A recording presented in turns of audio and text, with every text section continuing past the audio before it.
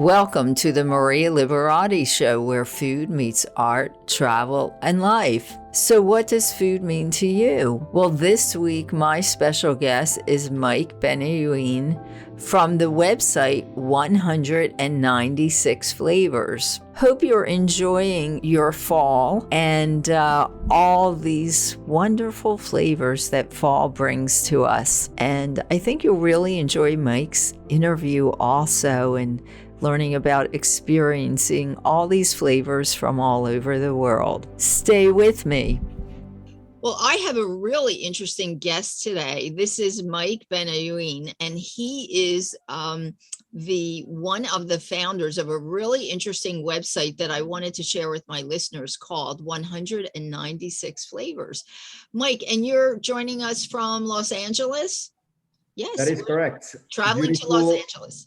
Usually sunny Los Angeles, but it's not sunny today. Oh, it's not. Oh my gosh. Yes, it usually is. So Mike, first of all, thank you for being here. And can you share with my listeners a little bit about this site? I just think it's so interesting. Sure, absolutely, Maria. So we actually started this website almost 9 years ago. We're going to celebrate our 9th birthday at the end of the month in October.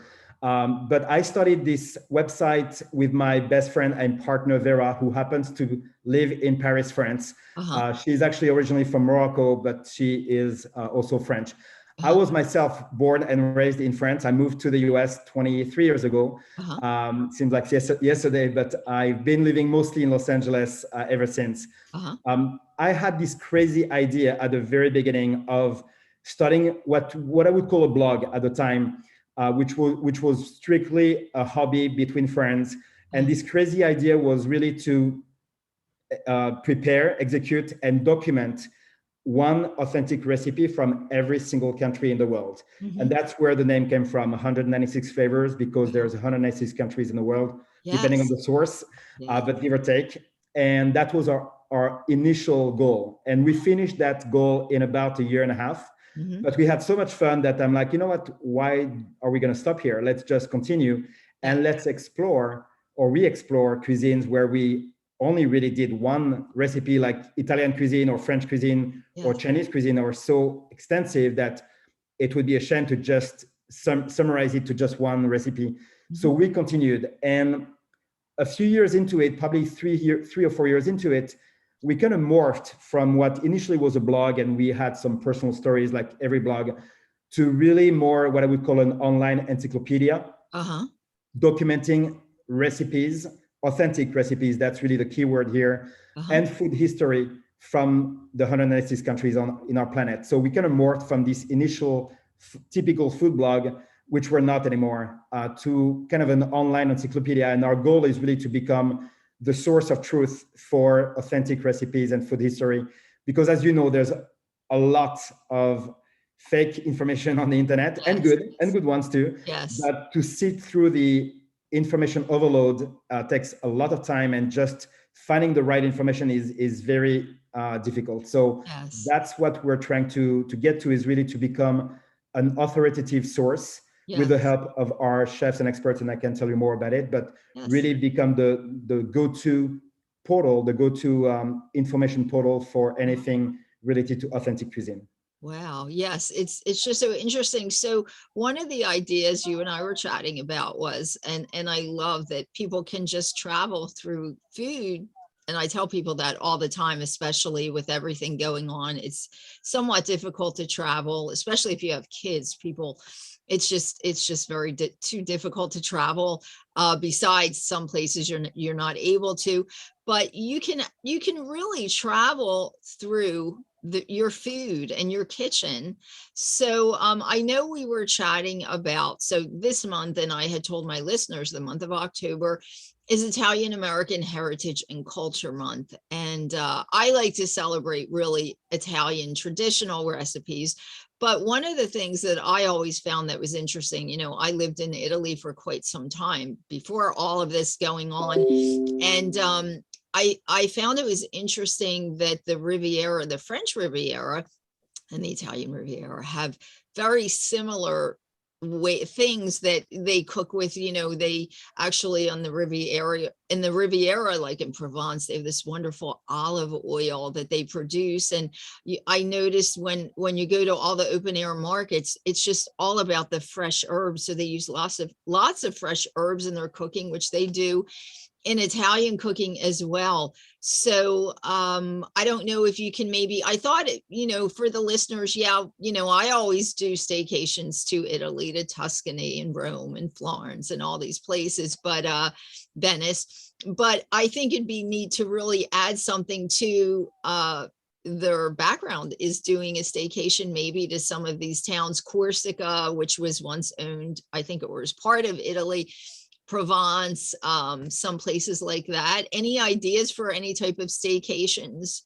Yes. So the one thing I would mention before we get into it is Yes. the boundaries as we know them today of Uh-huh. all those countries are, Yes. a lot of them are fairly recent. Not all, but a lot of them are fairly recent. Even Yes. Italy as a country is what, 150 or 200 years Yes. old.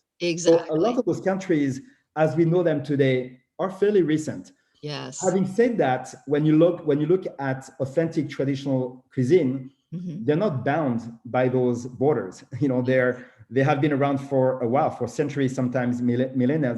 So Yes. the idea here is, even though we are talking about cuisines from different countries, a lot of times what we have seen, which is obvious, is a lot of those cuisines are really very similar when you're looking at the neighbors. They are. So Provence is an example, and the north of Italy, which of course share a lot of similarities. And I would go even further when you're looking at the Mediterranean countries. There's Yes. a lot of local ingredients and Yes. techniques that are very similar. So Yes. it's not just France and Italy, but you could include a lot of other Mediterranean countries. Yes. Olive oil is obviously one that you find in Greece and in other Mediterranean countries, but Mhm. you have access to the same exact local ingredients with very small differences. Hence, you're going to have very similar recipes, sometimes the same with different names. I was mentioning to you Yes. that soca, which is very known in the south of France, which is a chickpea flour galette or flatbread Yes. cooked over fire.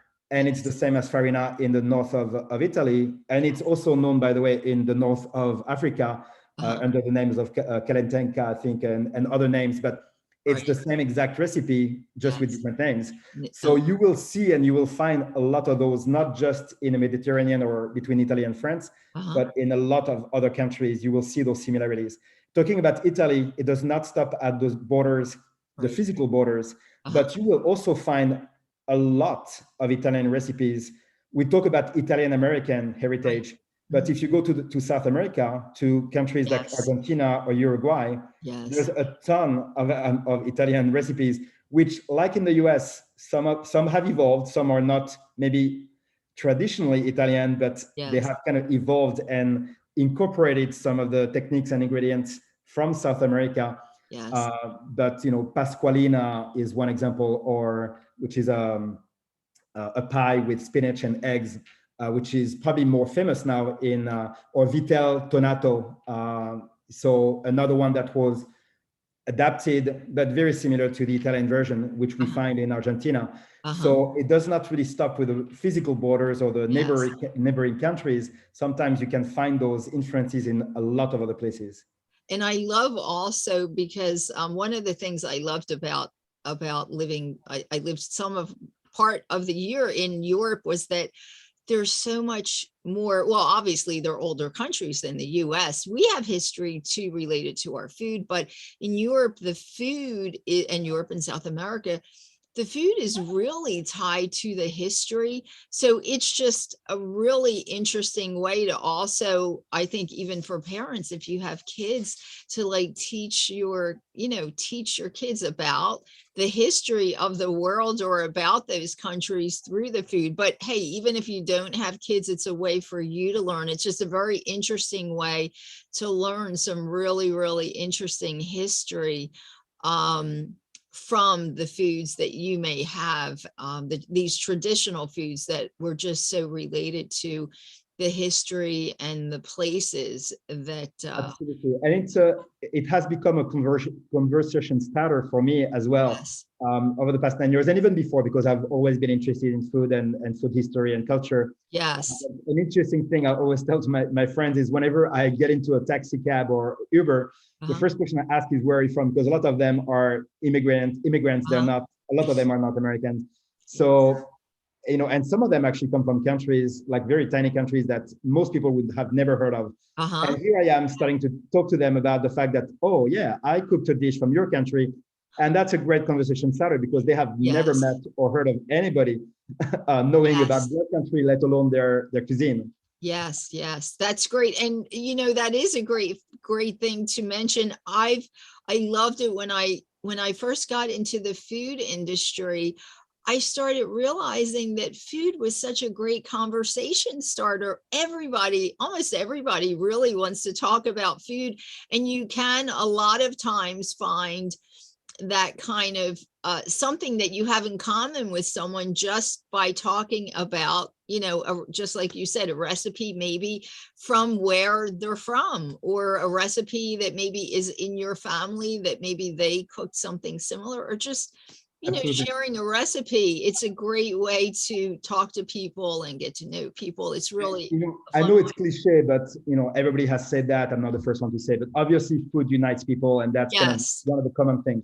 One yes, thing I would say in opposition to that is, and we've seen that over the past few years, especially online, social media, there are topics that actually, are divisive, whether it's politics or yes, religion and other topics. And on our website, even though we are a food history website, we obviously talk about, although we stay very high level about geopolitical and cultural, because yes. the countries have evolved, some of them are fairly recent and so on. Mhm. But we have tried hard to stay away from divisive topics like religion, like politics, Oh, because yes, even though they are obviously entrenched in the culture and the history of the countries, we're trying to stay away from that and really stick to yes, food and food history. yes, yes. However, it's been difficult because a lot of times, sometimes it goes hand in hand, and you have to talk about how a country, the history of a country, and some of them is, you know, sometimes controversial or divisive, and Mhm. we've had our share of comments, nasty comments sometimes, but Uh-huh. we're really trying to stick to food and to stick to Stick food. with food, yes, and some of the things I can imagine, if they occurred in history, it's just a part of history. It's not your opinion, or, it's just a part of history. And I myself think it's so important for people to know about history, because it's a foundation. So I don't, without going into detail with that, but history is just an important fact of everybody's history, so I could understand. But you're absolutely right. I try to make everything that I do more about the food and keep it entertaining and fun, because today people have so much stuff that's stressing them out anyway. So I can understand that. So I didn't tell you this, but I forgot to tell you beforehand. But I always ask my guests, I don't ask every guest, but you're a perfect guest to ask this. If you could answer this question, what does food mean to you? Can you? So I'm going to tell you, maybe it's going to be a long answer, but just That's my. okay. Yes. So I was born and raised in Paris, France. However, Yes. my parents are Jews from North Africa. So they Uh-huh. came to France when they were fairly young. Ah, My yes. father was born in Algeria to a Moroccan mother. Uh-huh. So it was Algeria and Morocco, and my mother was Tunisian. But Uh-huh. they, like I said, they came to France when they were very young, and they never went back. So Right. I was raised in a culture that is very much about food, not only, but, and there's a lot of cultures like this, by the way. This is not uh, Yes, you know exactly. atypical, but very much about food and Uh-huh. celebrations and so on. Right. So that's what I was raised on, even though that's not the only cuisines I was raised on. Obviously, being in France and European, you have access to a lot of Yes, different cuisines. yes. But the funny thing is, people always cooked for me when I was a kid, whether it was my grandma or my mother or. Uh-huh. But when I moved to the US in 1999, actually, Mhm. and I love food and I love to dine out, Yes. I saw myself, and I love to entertain as well. And I'm like, Yes. okay, I'm gonna have to start cooking. So I started to replicate a lot of dishes that I was eating at restaurants because I'm very, very curious as a person, and I really want to, try new things and discover. Not everything was a success. I failed too, but you don't learn if you don't fail, right? No, But exactly. You have to try first, and that's how you learn. Uh-huh. so that's really when even though I've always been about food and I always loved eating, Right. when I moved to the US, I was almost like forced to start cooking and learn about cooking. Right. And over fast forward a few years later, I was really getting better and better. And that's when I asked Vera if she wanted to partake in this idea Yes. 10, 12 years later. But those were my, formation years when it comes to like really everything that, that's what it means to me. Food was always a big part of my life, being raised in this culture. Yes. But when I moved to the US is really when I executed on this passion. Uh-huh. Wow. Yes, there are lots of cultures. Obviously, Italian is one of them too. It was always a big part of my life. So that's really nice. So we wanted to tell listeners that you also publish ebooks on some of the topics from your website. Is that correct? That is absolutely correct. So we started about a year and a half ago, and so far we have 6 ebooks. By the way, our website is available in Yes. English, French, Yes. and Spanish, not Wow. Italian yet. Okay. But we cover, a pretty big population with Yes. Yes. languages. In addition to that, our ebooks that we started publishing a year and a half ago are also available in French, English, and Spanish. Okay. And so far we have 6 ebooks available Uh-huh. covering. So what we do is we cover typically a region Mm-hmm. or one country when it is obviously a big cuisine. Like we just published our French cuisine ebook. Yes. It's Yes. just French because there's no other countries that we could incorporate in that. We Yes. are about to publish our Italian ebook by the end of the year. Wow. And on this occasion, between now and the end of the year, we wanted to extend a discount for your listeners. So if they go to our website and if they use the code Maria20, Mm-hmm. MARIA20, Uh-huh. they will get 20% off any ebook that they choose. And like I said, the Italian ebook will come up by the end of the year. Our ebooks are obviously include the recipes, the food history behind each recipe, but they also include introduction chapters to each country that we cover, covering what we discussed, the history of the country, but really Yes. delving into the staple ingredients, spices, herbs, and staple dishes by course Yes. that really define the authentic cuisine of the country. Wow, that's great. Well, thank you for that. That's great. And also, we've told people the title of the website. So is it just 196flavors.com? Is that how they go there and find it? 196flavors.com. That is correct. With the American spelling, sometimes people add the U, but no, it's ORS. FLAVORS.com. Yes, that's great. Well, Mike, is there anything else you want to tell us before we go? Thank you so much for being here. Thank you so much for having me. The only thing I wanted to mention, we kind of touched on it. I Yes. wanted to make sure one thing that actually makes us different is we partner with local chefs and experts. Some of them are actually Michelin star chefs in their own country. And they are the ones who actually validate our research and our recipes. So you can be assured that the content was actually very thoroughly researched, but also validated by a local expert in the country. Oh, that's great. That's good. Very good to know. Mike, thank you so much for being here. And we look forward to hearing more in the future and having you on again. Thank you so much, Maria. Thank you for having Mike. me. And, thanks. Have a good one. Thank you.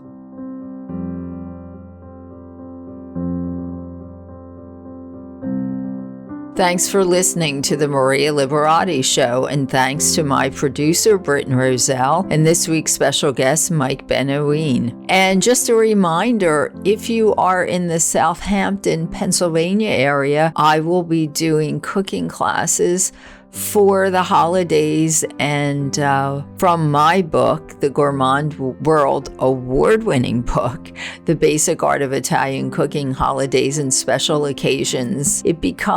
It's popular, but it becomes so popular this time of the year as we get closer to the holidays. Everybody clamors for their copy of the book so they can start planning their recipes for the holidays. But if you're in the Southampton, Pennsylvania area, as I was starting to say, I will be doing 2 cooking classes there from the Basic Art of Italian Cooking Holidays and Special Occasions. I will be doing the first cooking class on Saturday, November 11th at 11 a.m.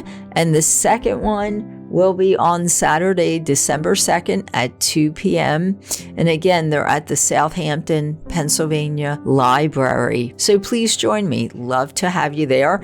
And on October 20th and 21st, I will be doing a book signing and sampling at the Taste of Philly event at the Valley Forge Convention Center. And I will be there with a lot of other celebrity chefs and special guests.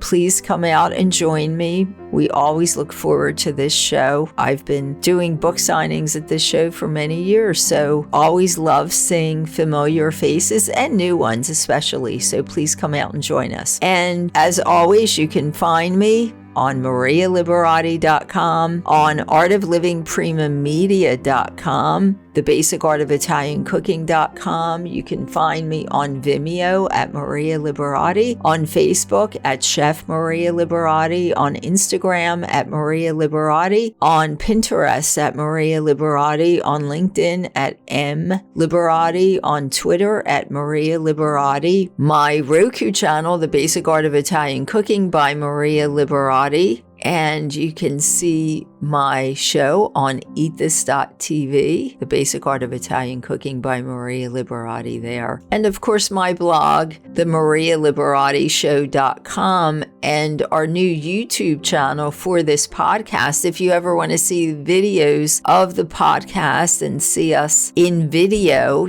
instead of just audio, most of the shows are on the Maria Liberati Show channel on YouTube. And until next time, peace, love, and pasta.